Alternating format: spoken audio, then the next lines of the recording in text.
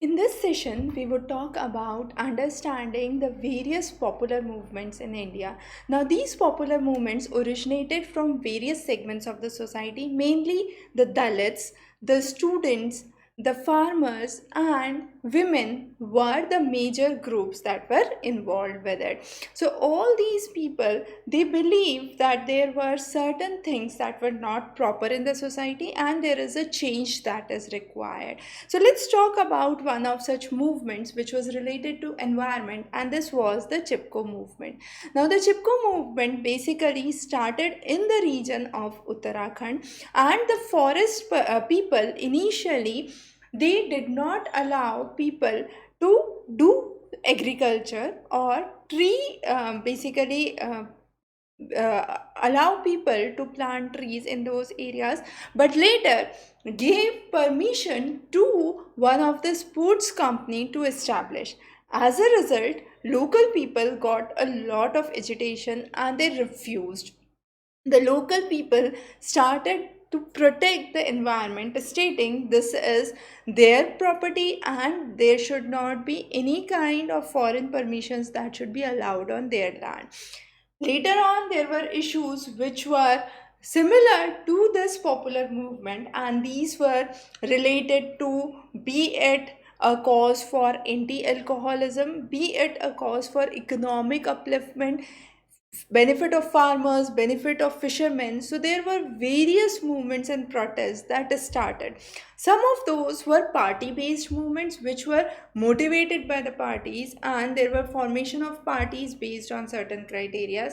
The others were non party movements. This was driven by the local people, and a kind of mass movement started or a mass protest started. So what happened in the region of Chipko, in the regions of Uttarakhand under the Chipko movement was, finally government had to agree with the terms of the local people, and banning of cutting the trees was there for 15 years, and ecological sanctity was restored in the region. So this is one of the examples where we understand how local protests became very important. So popular movements or political movements, as we can say, are the two basic criterias of the movements, which could either be political in nature or social in nature. Political led under nationalist movement, social under Kisan Sabhas. Now, as we said, movements can again be classified into party based movements or non party based movements. Party based movements, good examples are formation of trade unions as in the regions of Telangana, starting peasant movements in the regions of West Bengal, Bihar, and the idea of this party movement is to bring in justice in the society, to bring in equality in the society, to fight for injustice, to fight for inequality, and there is no participation that is there under a formal election system. When it comes to non party based movements, now non party based movements are important. Usually, it all started with the period after independence. So, under independence, we had a twin model of growth that was proposed. This model talked about growth and development. Definitely, the economy started to grow. Economy started to grow, but at the same time, the distribution was not fair. There was a huge gap that was created between the rich and the poor, which increased the inequality. This inequality, which was in economic terms, led to social inequalities or deepening the roots of social inequalities, mainly based on gender and caste, and ultimately it created a gap between the urban industrial group and the rural agricultural group. So under 1970s and 80s, there were mass movements, mass agitations that started in the society, and the questioning was on the functioning of political parties, whether political parties are doing their due diligence or not. There was a lot of questions on the failures of the existing government, and this led to mass instability. Now, people from all segment of the society, be it youth, be it political people, be it young activists, marginalized section of the society, the Dalits, the Adivasis, all came, and there were protests under different heads. Also, there were volunteer organizations that were there, NGOs were coming forward, people were more concerned about resolving the local issues and making the thing out of the politics and solving those. So one such important movement was Dalit movement. So B.R. Ambedkar, when he started his movement for upliftment of Dalits and removal of untouchability, basically focused on an important idea, and that was against any kind of inequalities for the caste system and bringing in material justice to the people. However, despite of that fact, there was first generation of Dalits who started to live in slums. Despite the fact that they were educated, they were not given equal opportunities. They were kept away from the mainstream. However, the constitution embarked so and proposed so. There were no common places where a common people as well as a Dalit could find a way, and women were dishonored. So as a result, there was a movement which started in the name of Dalit Panthers, and this militant organization of Dalit youth, who was basically an educated group of society but facing unemployment issues and not equal opportunities, started the movement in Maharashtra in 1972.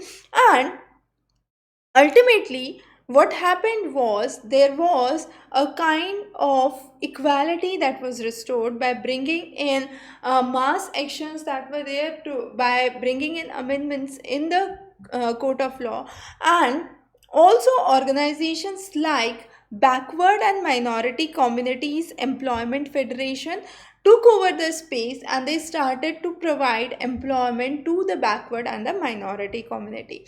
So that was again very very important as a part of the movement that was seen.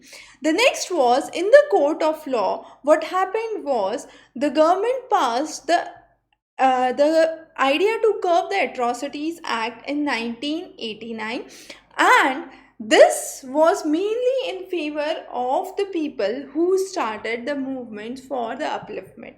Now, what these people started to do, they started to write their own autobiographies, their life experiences, how they faced the issues of untouchability, and the literary works, which was later circulated across the country. And this formed a way for another wave of movement that was there.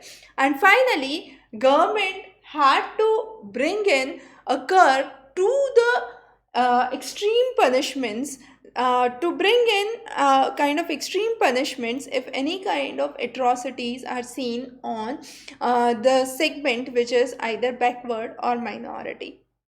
So that was one of the major efforts that was there.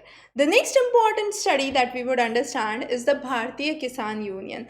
Now, Bhartiya Kisan Union is an organization on the region of Western Uttar Pradesh and Haryana, and this is one of the leading organizations for farmers movements that started in 1980s. The better of farmers among all of the farmers started to protest. So what happened in January 1988? 20,000 people in Meerut gathered against the hike in the electricity bill. The Bhartiya Kisan Union demanded for a kind of floor prices that should be given for the sugar and wheat, which was one of the major cash crops, and government should give higher floor price for these crops, because there was a kind of benefit of the common farmers that was taken into account. Also, there should be removal of the restrictions on interstate movement of the farm commodities. There should be guaranteed supply of electricity at reasonable rates. There should not be unreasonable hikes that was seen in 1988. So also provision for pension for the farmers should be there. So those were some of the key ideas that they started. Similarly, in the region of Maharashtra, the Shetkari Sanghatana declared a farmers' movement as a war of Bharat, and this talked about the urban people against the rural people. So, the rural agrarian society versus the urban industrial society was the key thing that was brought in. Massive rallies, demonstrations were carried out, numerous activities were done, and the Bhartiya Kisan Union warned the government that if this continues, there would be serious socio-economic upheaval in the country, and that must be checked at a very first instance. So, this was one of the examples of the farmers movement. We have already talked about the Dalit movement, the Chipko movement for protection of environment and trees.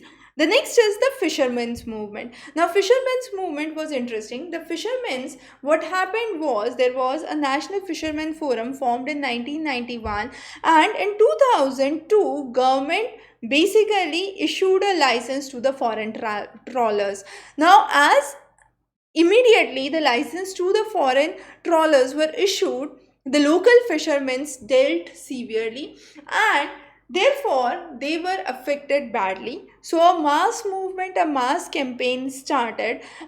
Being the second largest population of fishermen across the globe, there was a huge support from the coastal areas of India, and even the riverine tracts where you had lots of fish cultivation that was done, and this was a movement by the fishermen. Similarly, there was another interesting movement for anti-alcoholism, which was known as Anti-Arrack Movement, that started in the region of Andhra Pradesh in 1992, and women asked to ban alcohol immediately in their neighborhoods. They were against the use of alcohol, against the mafia groups, and against the government rules. So whatever they said was for the alcohol, was for the benefit of the few people in the administrative setup, or it was a negative impact of what is the so-called development. So it started in the village of Gumtur in as a part of the Kalikari movement in Chittoor district, and the idea was to restrict the sale of arrack in the village. Later on, there was a adult literacy drive that started, and where increased consumption of arrack by the man and affecting the family, the economic condition of the family, and absenteeism of the man on job was raised as one of the major issues. Now, this movement started with Guntur, the village near Guntur, and Gundalur, and it slowly started across the region. So there were lots and lots of movements across 5,000 villages, mainly in Nellore district. The Iraq auctions was postponed 17 times or more, and many of the districts in the region of Andhra Pradesh slowly and gradually were part of this movement. So under the Gundalur village, where this started, people started or raised voice against the domestic violence, against the economic debt, and against the absenteeism of man on job because of the consumption of alcohol. So this movement was basically driven by women, and this was a kind of platform where unity among various villages was later on seen. And also, this was one of the platforms where we say that later 73rd and 74th Amendment Act was passed, where women were given reservations in the local level governance system, and this was one of the leading reasons for that. The next was the Narmada Bachao Andolan. Now, Narmada Bachao Andolan is one of the mega projects in the region of Gujarat. It encompasses along the river Narmada, and it encompasses 30 big, 135 medium, and 3,000 small dams. So it was on the Narmada river in the regions of Gujarat, Maharashtra, and Madhya Pradesh. Now this project, if it was established, would submerge more than 245 villages, and this would relocate more than 2.5 lakh people. As a result, there was lots and lots of agitation that was raised for the Narmada Bachao Andolan. Also, there was a questioning that was raised on the government to understand the cost benefit analysis. So if the cost and benefit analysis is good, there should be construction, otherwise the construction should be stopped immediately. Since it requires resettlement of a huge amount of people, cutting up of a lot of forest areas, national rehabilitation policy was formed in 2003 as a result of the agitations and the movements that was laid down. It demanded to stop the construction of the dam, but this was criticized. Later, the construction was allowed, and numerous such local movements gained momentum where bigger HEP projects need to be built. However, if we look onto the other side, definitely these HEP projects are a source of irrigation, water to households, electricity, and so on. But when we talk about the impact on the people, the issues of rehabilitations, they are way larger. So any of the popular movement that was brought about had numerous benefits. Firstly, it aimed to rectify the initial problems in the society, to integrate all the aspects of a democratic politics, and this was a way to form a new social group, because this could be in the way of women's uniting for anti-alcohol movements, or women's uniting for Chipko movement. On the other hand, there could be unity among the Dalits and the educated group of the society. There could be protest from the farmers, from the fishermen. So there was a new social group that was being defined by these popular movements, which represented a diverse set of population. The idea was to reduce any kind of social conflict that was there, and to bring in active participation of each and every individual.